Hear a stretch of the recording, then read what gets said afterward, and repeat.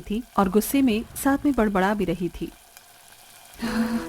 पता नहीं इन लोगों को क्या दिक्कत है, एक बात भी समझ में नहीं आती है, हमेशा बस अपनी ही मनमर्जी करनी होती है। अरे फिर हमारा इस घर में रहने का फायदा ही क्या है जब हमारी मर्जी का कुछ चलता ही नहीं है। एक तो इतनी ठंड है, फिर भी इन्हें समझ में नहीं आता। आखिर पायल इतनी ज्यादा गुस्से में क्यों थी, जानने के लिए जरा कहानी में आगे बढ़ते हैं। पायल खाना बनाकर सबको परोसती है।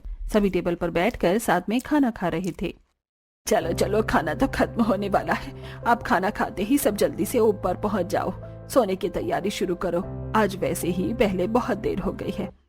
हाँ मम्मी चिंता मत करो, बस अभी खाना खाकर ऊपर बिस्तर लगा देंगे, मैं और भाभी दोनों मिलकर। ठीक है, पहले हम ऊपर चले जाते हैं, उसके बाद तुम दोनों बिस्तर लेकर ऊपर आ जाना। हाँ जरूर, यही काम रह गया है ना मुझे तो। सभी खाना खा लेते हैं और उसके बाद पायल और रिया दोनों मिलकर छत पर जाकर बिस्तर लगाने लगती हैं। दोनों बिस्तर बिछा ही रही थी, तभी वहां सामने वाली छत पर, जो उनकी दीवार से बिल्कुल दीवार सटी हुई थी, उनकी पड़ोसन बहू भी वहां पर बिस्तर बिछा रही थी। और पायल, घर का सारा काम खत्म हो गया? हाँ, सबने खाना पीना खा लिया है, अभी सबका बिस्तर लगा दूंगी, सब लेट जाएंगे, उसके बाद बस बर्तन धोने बचे हैं, जाकर वही धोऊंगी। एक तो इतनी ठंडी ठंडी हवा चल रही है और ठंड में रात को बर्तन धोना बड़ा मुसीबत होता है। इसलिए सर्दी में मैं तो पहले ही काम खत्म कर लेती हूँ, उसके बाद काम करने का मन ही नहीं करता, वो भी ठंडे पानी से। तभी वहाँ पर पायल और नेहा के ससुराल वाले ऊपर आ जाते हैं। अरे शीला आ गई, आज तो तू भी जल्दी छत पर आ गई, लेकिन आज तो बहुत ही ठंडी हवा चल रही है, बड़ी ठंड है, मैं इसीलिए मोटी रजाई लेकर आई हूँ। हाँ सच में बहुत ठंडी हवा चल रही है, हमने भी मोटे कंबल और रजाई निकाल ली है, अब सर्दी बढ़ेगी और मैंने सोचा तेरे और सरला दोनों के साथ मिलकर आज गप्पे लड़ाऊंगी, इसलिए मैं छत पर जल्दी आई। आज मेरे पास तुम्हें बताने के लिए बहुत धमाकेदार खबर है। क्या कहा, सच में? बता फिर तो जल्दी। अरे रुक जा, एक बार सरला को भी छत पर आने दे, वो भी बस आती ही होगी, तब तक मैं अपनी बहू से गर्मा गर्म चाय मंगवा लेती हूँ, छत पर ठंडी ठंडी हवा में चाय पीने का मजा आएगा। दरअसल ये गांव जहाँ पर हर किसी को छत पर सोने की आदत थी, पूरा गांव ही छत पर सोता था। उन सभी को छत पर खुली हवा में सोना बहुत अच्छा लगता था। इस तरह सभी छत पर पहले जाकर थोड़ी बहुत देर बात करने की आदत थी और उसके बाद सभी एक दूसरे से बात करते हुए सो जाते थे। लेकिन वहीं दूसरी तरफ जब पायल नीचे बर्तन धोने आती है, तब वो गुस्से में बर्तन धो रही थी और वो पहले से ही गुस्से में थी। गुस्सा आना तो लाजमी है ना, बताओ भला ऐसी छत पर कौन सोता है। अरे मैं तो घर की बहू हूँ, कम से कम मुझे तो कमरे में अकेले सोने दो, ऊपर से इतनी सर्दी में छत पर सुला देते हैं। गर्मियों में तो मैंने कुछ नहीं कहा था, लेकिन कम से कम सर्दी में तो मुझे चैन से सोने दो। तो बहू को छत पर सोना पसंद नहीं था, जो कि जरा लाजमी भी है। वहीं दूसरी तरफ सरला की बहू, जिसकी अभी नई नई शादी हुई थी, वो भी छत पर बिस्तर लगाने जा रही थी, लेकिन उसने घूंघट किया हुआ था, जिसकी वजह से वो सीढ़ी पर गिर जाती है। ओए माँ, मर गई मैं तो, फूट गई, बड़ी जोर की लगी है, पैर भी मुड़ गया। उसकी आवाज सुनकर उसकी सास सरला और उसकी ननंद मोना दोनों वहां आती हैं। अरे भाभी क्या हो गया, आप ऐसे क्यों चिल्ला रही थी? मैं सीढ़ी पर गिर गई हूँ, बहुत जोर से चोट लगी है और मेरा पैर भी मुड़ गया है।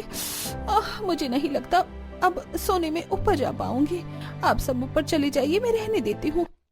ला दिखा, मुझे जरा सी ही तो चोट लगी है तुझे, तू भी ना बहू बहुत ही ज्यादा नाजुक कली है। चल मैं और मोना तेरी मदद करते हैं ऊपर छत तक जाने में, चिंता मत कर, हम तुझे यहाँ नीचे अकेले नहीं छोड़ेंगे, हम सभी का बराबर ध्यान रखते हैं। रही बात बिस्तर लगाने की, तो वो भी आज मोना ही लगा देगी। सरला और मोना दोनों रितु को पकड़कर छत पर ले जाते हैं। तब रितु मन ही मन सोचती है, चोट में भी मुझे नहीं छोड़ रही है, अरे कम से कम आज तो इसी बहाने मुझे नीचे सोने का मौका मिल जाता, लेकिन नहीं, एकदम जिद्दी ससुराल वाले हैं मेरे तो, सुलाना इन्हें मुझे छत पर ही है, ऊपर से यहाँ इतनी तेज हवा भी चल रही है, ठंड में तो मेरी कुल्फी ही जम जाएगी यहाँ पर छत पर।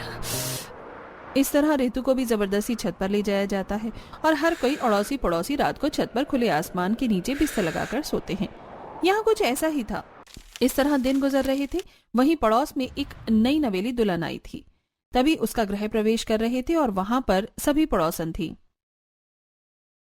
आजा बहू, गृह प्रवेश कर अपने दाहिने पैर से कलश गिरा दे।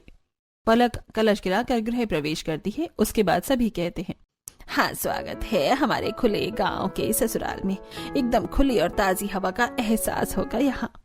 बिल्कुल सही कहा, यहाँ पर ऐसा खुला वातावरण कहीं नहीं मिलेगा बहू, जैसा हमारे गांव में मिलता है।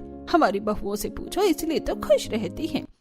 नई नवेली दुल्हन पलक को तो कुछ समझ में ही नहीं आता, लेकिन वहीं खड़ी पुरानी बहुएं कहती हैं, हाँ बिल्कुल बिल्कुल, हम तो कुछ ज्यादा ही खुश हैं। यहाँ पर हर रोज खुली हवा में सोने का हमें इतना अच्छा अवसर जो मिलता है, जिसकी वजह से हमारी रात की नींद पूरी नहीं हो पाती है। अरे कुछ दिन पहले मुझे चोट लग गई, लेकिन फिर भी जबरदस्ती मुझे छत पर लेकर गई है सुलाने के लिए। हाँ, और कल पूरी रात मुझे नींद नहीं आई। एक तो इतनी ठंडी हवा चल रही थी, ऊपर से मेरा कंबल भी इतना पतला था। आज भी मुझे खांसी जुकाम हो रखा है, लेकिन नहीं, इन्हें तो सिर्फ अपनी मर्जी चलानी है। सच में क्या ही कह सकते हैं इन लोगों को। अब अगले दिन जब पलक रात को सभी को खाना बनाकर खिलाती है, खाना खाने के बाद वो जब अपने कमरे में जा रही थी, तब उसकी सास उसे रोकते हुए कहती है, अरे बेटा, कहाँ जा रही है? चल जल्दी से बिस्तर लेकर छत पर चल, वहीं पर हमारा बिस्तर लगेगा। ये बात सुनकर पलक को बड़ी हैरानी होती है। क्या कहा? छत पर? लेकिन ऐसा क्यों? अरे हमारे यहाँ ऐसा ही होता है। हमारे यहाँ पूरा गांव छत पर ही सोता है। छत पर एकदम खुली और ताजी हवा जो चलती है, छत पर सोने का जो मजा है वो कहीं और नहीं। जल्दी कर, सब लोग छत पर आ गए होंगे। ये बात पलक को तो बड़ी अजीब लगती है, लेकिन वो कर भी क्या सकती थी। जैसा उसकी सास ने करने को कहा, उसने वैसा ही कर लिया। उनके पीछे पीछे छत पर चली जाती है और चारों तरफ नजरें घुमाकर देखती है कि लगभग पूरा गांव ही अपनी छतों पर बिस्तर बिछा रहा था और आधे लोग तो सो भी गए थे। तभी उनकी पड़ोसन सुनीता कहती है, अरे वाह, हमारी नई नवेली दुल्हन भी आ गई छत पर। कैसे नहीं आती, छत पर सोने का मजा ही जो अलग है। वही तो, छत पर खुले में सोना जितना मजा और कहीं हो भी सकता है भला। वहीं दूसरी तरफ सुनीता की बहू मन में सोचती है, ये लोग कुछ भी अपने मन में खुद ही सोच लेती हैं, हमें अच्छा लगेगा।